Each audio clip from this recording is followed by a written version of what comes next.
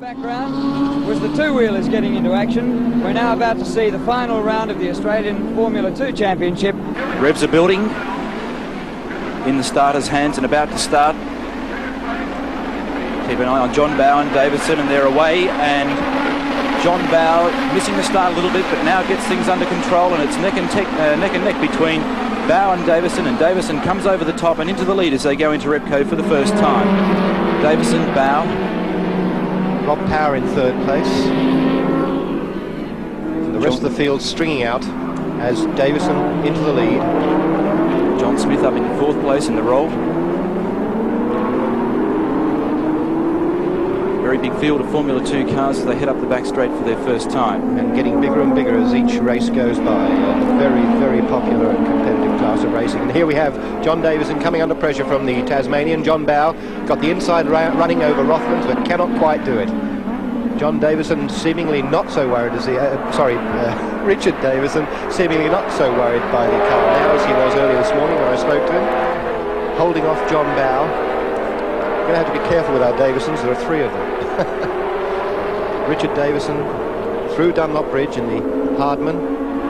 John Bowe just deciding on his tactics for the remaining distance of this 13-lap event. And across the line for the first time, it's Davison from Bowe, only just though, only just. And Bowe goes into the lead on the outside, can he hold it? Under brakes, into Repco corner, yes. Cuts across onto the line, apexes the corner, out past the pits, and Davison down to second place. It was John Bowe who took out an earlier Formula 2 race on today's program in the wet. John Smith there in third now, right up there with the route. And here is the man that is going to be John Bowe's biggest worry, I'd say. They recorded a standing lap time of 1 minute 16.41.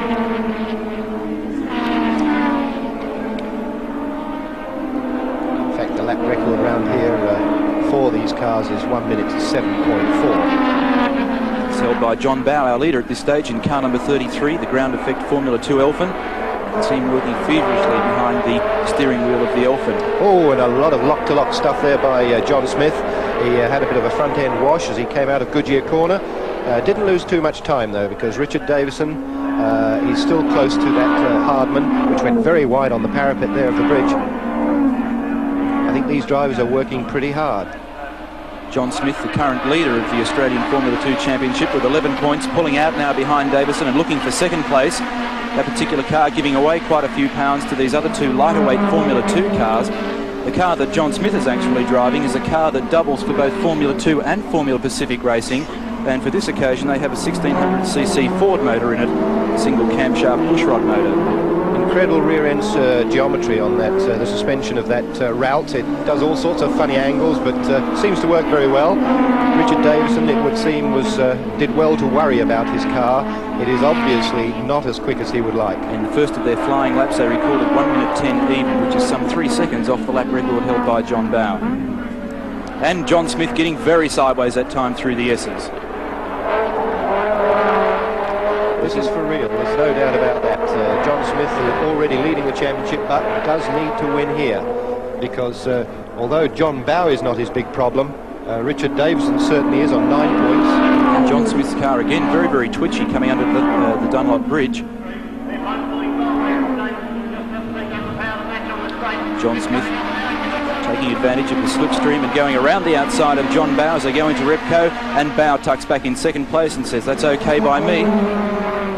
Well, I don't think that's exactly what he might have said, but my gosh, the Smith car went past so quickly. And here we have a lot of weaving, looking for a line.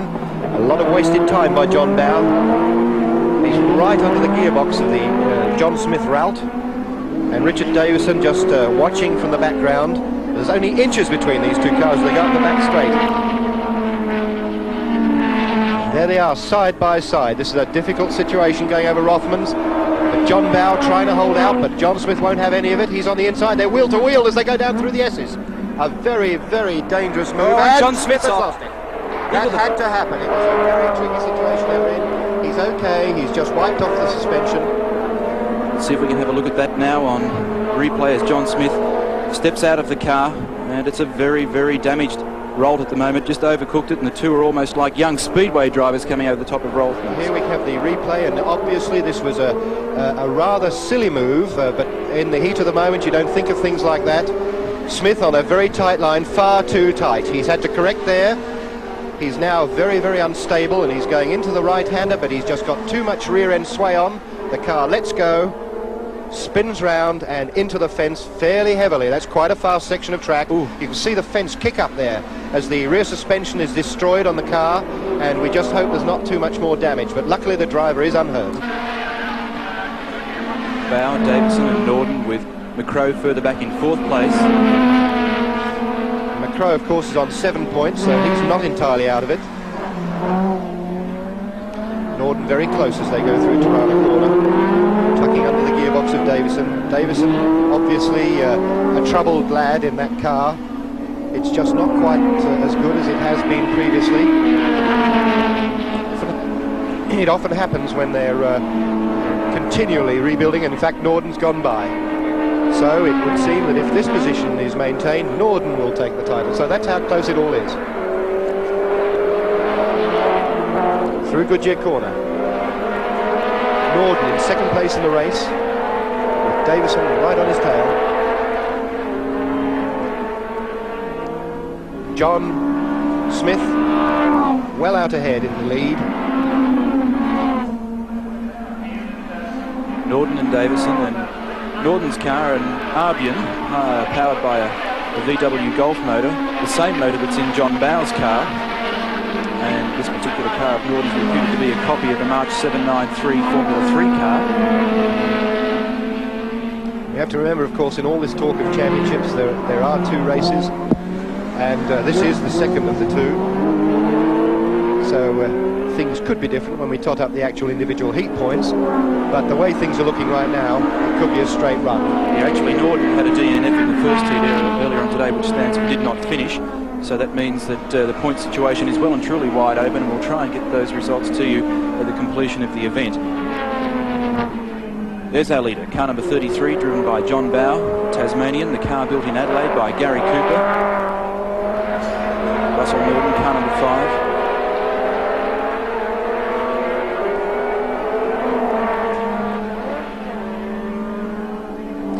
Off to Europe tomorrow is John Bowe. Look-see again. He seems to pop over quite regularly in recent months, and we wonder what he's got going for him over there. Could be a very interesting year for him next year, by the way. He's a very, very talented driver, and a mere 1.5 seconds separating first from second at this stage. And Norden very sideways as the car goes into the fence. That was the car he just overtook. David Crabtree straight on at the intersection, into the straw bales. No damage to him, and we would suspect not too much damage to the car, or at least we hope so. John Bowe down through the S's, looking pretty good. Obviously has a fair margin in hand over the Russell Norden car.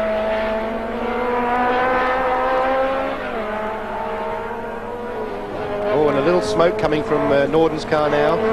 Whether that's just a little bit of oil surge or something, we don't know. But there it is, it's a haze behind the car. He's throwing everything into it. He doesn't really have to, though, because if he can stay in this particular position, he's going to at least record some good points in this second heat. He must finish the race. It's no good pulling out with a broken engine. And a cloud of smoke from the VW Golf of Russell Norden's. It's obviously oil is spraying out on that side of the car in the corners and going onto the exhaust pipe. I'd say that the gauges have gone haywire as he heads up towards the top of the straight once again. Well, that's good news for Richard Davison, that's for sure. He's wearing the latest in helmet wear with the Simpson helmet from the United States, looking much like Darth Vader. Keeping going, though. Obviously, just going to have a little bit of look and see how it works. Might be able to make it to the finish. But that smoke does look quite heavy. It's not at disaster proportions yet, but it doesn't look as if it'll be long before it is. Last year, this particular driver, Russell Norden, was the winner of the TAA Formula 4 Driver to Europe Series, and he won 6 of the 8 rounds. A very forceful young driver. Just 2 laps remaining. So if he can hold on for 2 laps, at least he gets a finish. And there you can see in the background Richard Davison. Davison has obviously slowed quite a lot and could well come under pressure from Peter Macro before the race is over. That's a fingers crossed job in the cockpit there at the moment. And up again. And he's gone round on his own oil. Yes, he's blowing oil everywhere. He's lost it on his own oil. He knew he'd lost it. He could feel the rear end twitching. Had his arm in the air as it went round. Davison into second place, and now looking very, very good indeed for the championship. He stalled the engine, so... you can see the big scuff marks on the right-hand rear tyre as he plants it to the floor once again. Well, we've had a bit of a problem at Goodyear, which we can have a look at in just a second. There we have a spin there by Rob Power. Oh, what a shame there. Kadicha hit going straight into John Smith's Ralt. This was off air, but we recorded it and we're able to show it. What a shame. More damage to the Ralt and a little bit of damage to the Kadichka too. John Bowe off on his last lap. While all the mayhem is going on around him, he's calmly going on his way. Probably by now starting to think about getting to the airport in the morning. Little else to think of, he's got no real opposition. Having a good look in the mirrors, both right and left on his way up the back straight. Seeing any good bits can be taken off the Rex, I suppose. I think he's got all the good bits on this car. Yes, indeed he has. Very, very fast little motor car. And a very sophisticated design from Gary Cooper, who is now producing motor cars which are equal with the best in the world. Indeed, he's always done that. Richard Davison, second place, and surely to be the 1980 Formula 2 champion. Under the Dunlop Bridge for the last time, John Bowe. Coast from here easily. Very fine win in a highly competitive formula. Both are, oh, he's absolutely in raptures. Both arms in the air as he crossed the line, and there goes Richard Davison, and I wonder what he's thinking of right now. Famous name in motor racing in Australia, and yet another beautifully successful year to add to a fine record. John Bowe stops by his pit. The mechanics have a talk. How did it go? Who cares? He won. Here we have it again. Remember, he was offline. The car was very unstable. The rear end became very loose, and there was nothing he could do. Round he went, and very, very heavily into the steel fence. It must be the most galling thing, Neil, to have already damaged your car and then have it damaged some more by somebody else's accident. And it's the second time that it's happened to John Smith this year too, right off another tub in New Zealand. So let's go down now to trackside with Drew Morford.